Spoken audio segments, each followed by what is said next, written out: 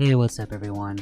Today I wanted to talk about finding your sound and just kind of dive into the process of how I found my sound and just go over some different methods that might help you to find your own sound as well, and just what exactly that means too. Finding your sound is just finding your own unique voice when it comes to creating art. And in this case, we're talking about music because, I'm a producer. People are probably coming to my channel for music related things, but this can be applied to anything creatively. So essentially, with music and everything, like everyone, when they first get into making music, they want to sound like someone because they're inspired by someone. And so you can definitely be inspired by someone but still have your own unique voice, your own unique sound, and you can just kind of dive more so into the mindset of the artist that you're inspired by and kind of create your own results. So there's a few different things I want to talk about today, but there's 5 main topics that I'm going to go over that will kind of help to finding your sound. And the first one is going to be sample choice. As a producer, we're working with a lot of samples, with a lot of audio, things like that. And so what I've kind of discovered in my own workflow over the years is just that I kind of gravitate towards certain sounds and sounds that have certain characteristics that might sound good to my ear, that might just make me feel a certain way, that just something that just kind of I gravitate towards basically. And for me, I kind of notice certain characteristics, and a few of them are, when it comes to, say, like, when it comes to like samples, especially like drums, I really like a big stompy kick. I love big, huge kicks, those kicks that just like punch you in the chest. But then I also love a little tiny clap or a little tiny rim or just like really tiny percussion. That's something that I personally like and something that I'm kind of gravitated towards. And so maybe that comes from me having a love for a lot of drums in music, like just like super drum based music. But then also I love very like Foley textured type of like percussion sounds and just like lots of textured stuff and just like really small things that are almost like ASMR-y, that kind of like trigger certain parts of my brain, perhaps, is where that comes from. And then also just like having an absolute fascination with Timbaland's percussion back in when he was making stuff with Missy Elliott and all of his stuff when he was first coming up as well. And so I've kind of noticed that over the years, whenever I grab percussive sounds or like grab drum sounds, it's usually something that is like very small and just kind of like textury in a way. But then also I may go and grab stuff that's more abrasive. At the end of the day, it kind of just depends on the track you're making and like what exactly you're going for. At the end of the day, it just depends on like the vibe I'm going for, what kind of track I'm making, things like that. There's a lot that might come into play. Like I could be making something that doesn't necessarily call for that, but I still might try and go and implement it because that's what would make it my sound. And so by going and approaching styles or sounds, but still trying to implement the sound palette that I have, it can make for these unique results. Another thing that I really like, especially lately as I've been learning synthesis more, is I really like sine waves. I just like the very smooth, just the smoothness of the wave itself. It's just like, very rounded, very smooth. It feels really good, and it just mixes really well too when I'm mixing stuff down. Whereas like some people might like saw waves where it has a lot more of like that grittiness and it's really abrasive. Or some people might like square where it's kind of like in between. It has like that grittiness, but it also feels a bit smoother. And then of course there's the triangle wave, which is just a bit kind of like in between the square wave and the sine wave. But for me, I really love sine waves, especially when it comes to making 808s, when it comes to making other synths. Like another thing I really like are like the more lasery sounds versus like the big in your face type of like sounds that shows up in a lot of mainstream dance music lately. I just like the more lasery sounds. I don't know why exactly. I think just because it's like refreshing in a way. And so It's also just very small too, so it might tie back into the ASMR type of percussion sounds that I like. But again, that's all made with using sine waves, and then, you know, things like chorus or unison and things like that.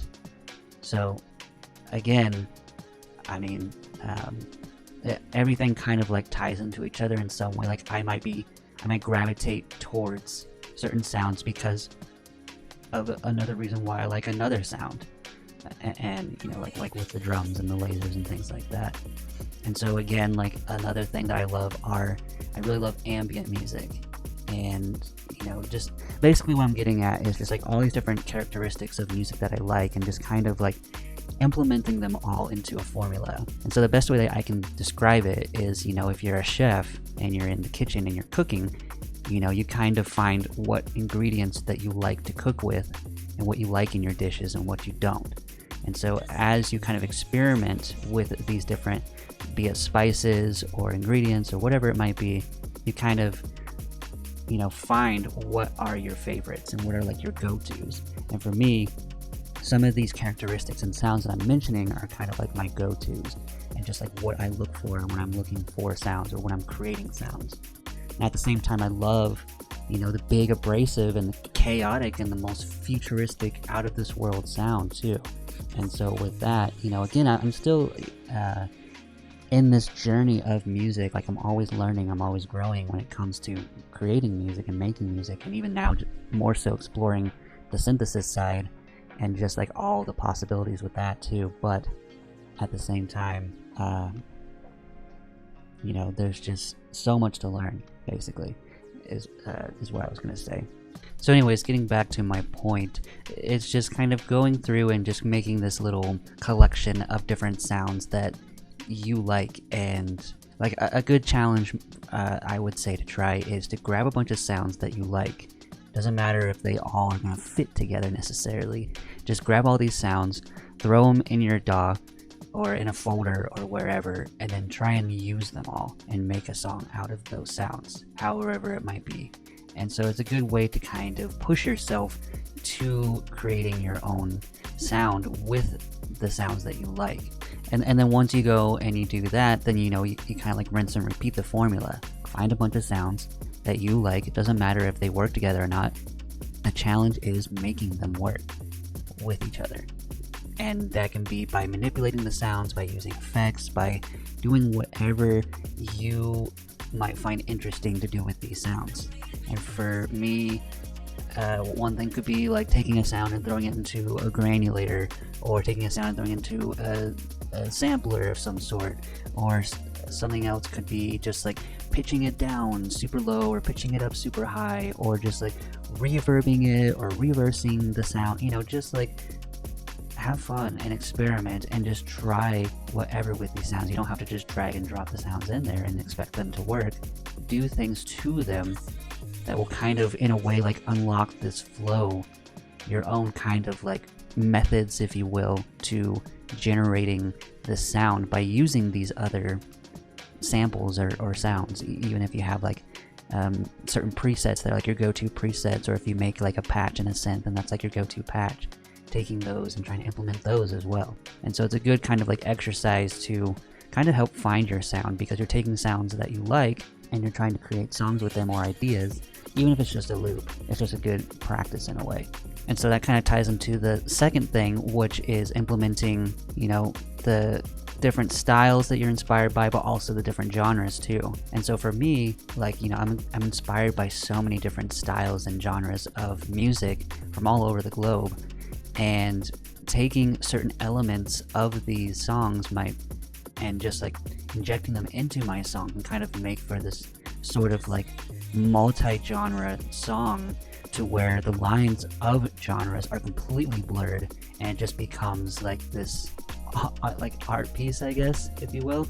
That sounds like high praise, but in a way, I guess that's one way of looking at it. But yeah, just like, you know, taking all these different genres that you're inspired by and trying to implement them.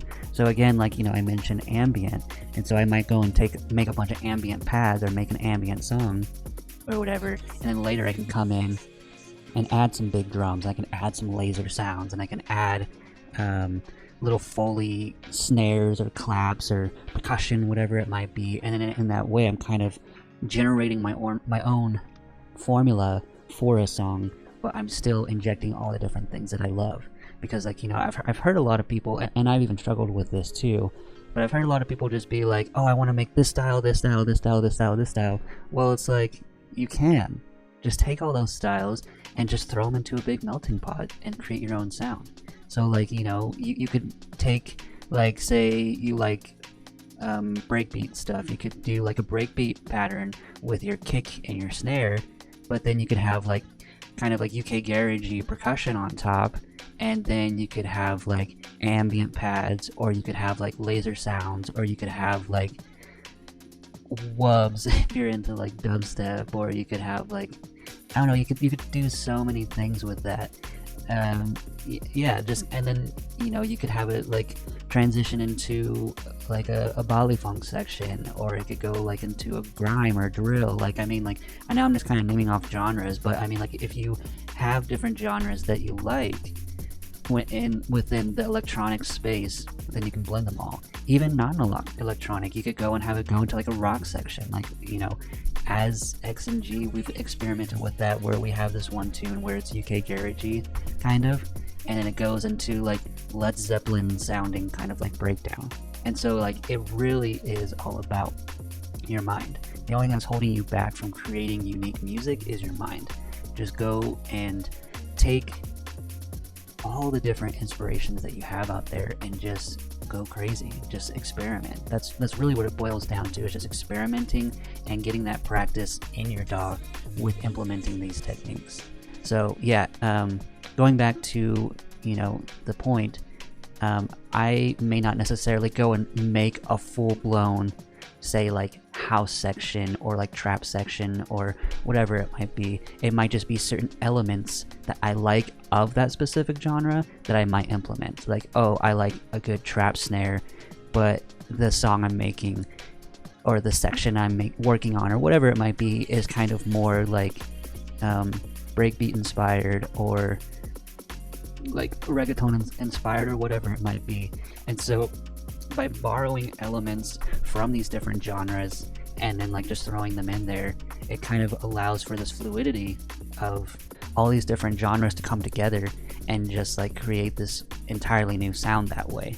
Next, I want to talk about injecting your inspirations into what you make, and that can mean a multitude of things. It could be musical inspirations, it could be art that you're inspired by, it could be techniques that you want to try out. And by going and just kind of having some type of direction, I guess, it can help, but also exploring these new ideas and new techniques, and also exploring with art as well. All together, it can kind of create like this nice, unique formula. So I guess the first thing to kind of tackle is like your musical inspirations. And so typically, we start making music because we're inspired by an artist that we listen to, and we're like, how did they do that? How did they make this sound? How did they, come up with this idea? Like, we want to understand their mind. And so I definitely think it's a lot of people focus on how they make certain sounds, and they don't focus on where their mindset is. And I think by embracing the mindset instead of like focusing on how they made a specific sound, it can lead to you making these sounds or making similar sounds or your own unique sound in a similar fashion, because it's all about the mindset at the end of the day. And so, when they're making these sounds, they're not in their head being like, oh, how did so and so make this sound? Like, yes, definitely there was probably some inspiration. Like, I know a good example is, Skrillex. He was trying to make sounds like Noisia, but clearly they sound nothing like Noisia. And even his music doesn't sound like Noisia. It sounds like Skrillex. It sounds like his own thing. But he was indirectly or directly, I guess he was directly inspired, because like he was hanging out with them and working in their studio and stuff. Like even all the way back then when he was making Scary Monsters and Nice Sprites. But anyways, I mean, going and just like having that bit of inspiration, like you're making this music because you're inspired by an artist or many artists it might be, and then you're just like, I want to make my own version of what they're doing, and it can lead to like this whole unique formula or style, if you will. And so I think just like thinking about the mindset more so, and also embracing your own too, because that's what will also make your music unique. You know, like you have your own kind of process, your own thought process that you go through when you're making music. And by embracing that instead of rejecting it, it will make the flow of music creating much more organic, and it'll come up more naturally, which kind of leads into flow state, which is another thing I want to talk about. By going and embracing your own flow state, or actually let me go ahead and backtrack and kind of break down what flow state actually is. So essentially, I have it here up on Google. Flow is a state of mind in which a person becomes fully immersed in an activity. And that's just kind of a short definition, but essentially it's just fully immersing yourself in music or in art, and just like allowing what comes out to come out, and just embracing that, and just going with the flow, and just like you're really kind of like feeling what you're doing. And so by embracing the flow state and being okay with, you know, doing your own thing instead of trying to do exactly like what so and so is doing, then you're gonna stumble upon these kind of happy accidents and stumble upon your own process. And I'm kind of reiterating now, but it really is kind of like the core fundamental of finding your unique sound, is by embracing your own taste, by embracing your own mindset, by embracing who you are and not being afraid of who you are and what you like. And just by doing that, you can create this kind of like musical output that kind of is in a figurative way or a metaphorical way. It's just like you in the form of music, essentially. And so I think by embracing that, we will get a lot more creative music versus everyone, you know, making the same song, especially in the dance world where everyone's just like kind of making cookie cutter stuff and no one's really pushing the boundaries. And those who are pushing the boundaries kind of seem to get pushed out of like the main bubble. And this is just my perspective. I mean, maybe that isn't actually the case, but from what I've seen, especially at the forefront, it just kind of seems like everyone is kind of doing the same thing. Everyone is kind of making music specifically to fit Spotify playlists, specifically to fit a festival billing, specifically to fit certain things, because, you know, everyone is trying to survive and make income off of art. And that definitely does taint art when you go and are focused on making money from it instead of just like doing your own thing and just allowing your expression to come out. And that was something that I struggled with for a while too. Like, you know, with X&G, we were we were just kind of doing our own thing. We made our first album, which was Anomaly. That was after One-Offs, but again, I don't really classify that as an album. But with Anomaly, you know, it was kind of us just exploring and having fun. You know, it wasn't a full-time career yet. And then even with Persona, our second album, things had kind of kicked off, but we weren't in this spot of like, okay, now we are fully in music, now we have to survive. Like, we were still kind of just like, let's just do our thing. And then, you know, you kind of, or we kind of like reached a point where we were really struggling to survive. And we were like, okay, like, you know, do we need to sell out? Do we need to go and kind of cater to the audiences, to go and kind of, I guess, just kind of pop off, if you will? And so, you know, you kind of find like this fine line of like, do I want to be an artist, or do I want to kind of blend in with everyone else so that way I can make money from it? And then in that way, I guess you're kind of exploiting what you love. And so for me, like, I was doing that for a while, where I was kind of exploiting it in a sense, because I was just like, look, I'm just trying to survive at this point. I don't want to go back to working a day job.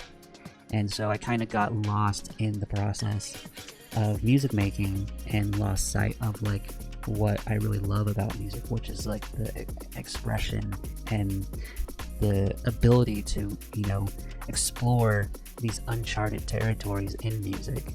And so over quarantine, I kind of like fell in love with music again, and kind of like refound the whole reason why I fell in love with making music is because of like the the unlimited possibilities. And so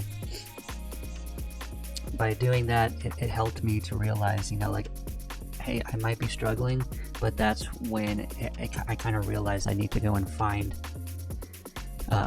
ways to cover my own needs through other resources, so that way I'm not sacrificing the art in that process. So anyways, I'm kind of rambling here about myself, but getting back to the topic, just going and just thinking about the mindset, and then also kind of like implementing ideas. Like an idea I've had for some time is just like making an album maybe of just like only doing generative stuff, or making ideas where it's like, oh, old meets new or something like that, just like having these kind of different ideas in my head, and then like how can I implement these ideas into a musical output of some sort, and so like that also kind of makes for a cool, just kind of like ambitious project, if you will. But also, again, it's embracing yourself. Like, you might be fascinated with an idea, and it's like, hey, well, how can I express that idea that I'm so fascinated by implementing it with music, so that I'm kind of sharing it with the world. And then that's when you kind of try to figure out, how can I put that into a musical sense. The last thing I want to talk about is exploring for the sake of exploring. And what I mean by that is just going and experimenting as a whole. You're not trying to copy anyone. You're not trying to copy any methods, any styles, anything. You are literally just exploring, and you're just trying stuff out and seeing where it takes you. Like, you're not following any formula. And I think that's one of the best ways to also find your sound, is just completely throwing the rules out the window. Any type of songwriting rules, any type of style rules, anything like that, and just doing this kind of free-form expression by just placing things where you just naturally place them. It doesn't need to follow a rhythm, it doesn't need to follow a grid, anything like that. You're just placing it where it feels right. And it makes me wonder if that's what Burial did, because he was using, I think it was SoundForge, and there is no grid, and if there is, like, you can completely do away with it, and he just kind of put things where it felt right. It wasn't necessarily like, okay, I have to do this, I have to make it rigid, I have to keep it on beat, I have to do things this way because this is the norm, if you will.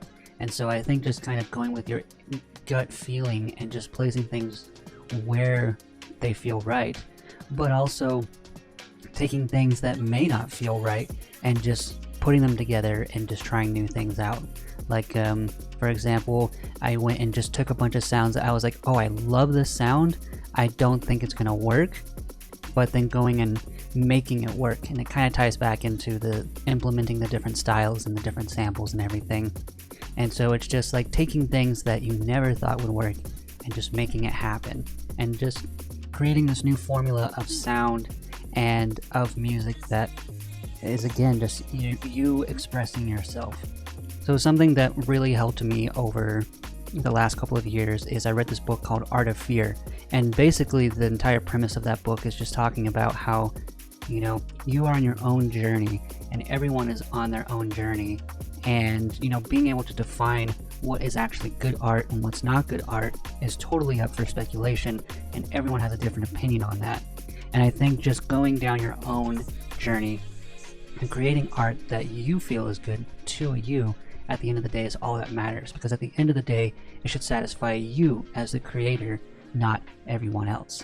And if people enjoy it, then people will enjoy it. And I think that's the purpose of making art, is to share what you've done with others, and coming across people that find a similar connection with that art that you've created. And so I definitely suggest reading it. It's a pretty short book. I'll leave a link to the book in the description below. But yeah, I basically, if you get anything out of this video, that is, do what feels right to you. Do what inspires you.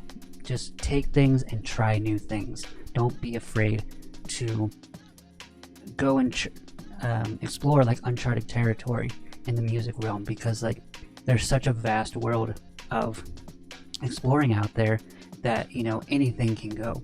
And then if you're feeling lost, you can always come back and you can use these rules and these structures and kind of, you know, get comfortable in those structures. And then once you do, you can go and explore again. And then when you're feeling lost, come back and make something structured, and it will help you to kind of be like, okay, getting more comfortable with structure or genre or style or whatever it might be, songwriting, etc., etc.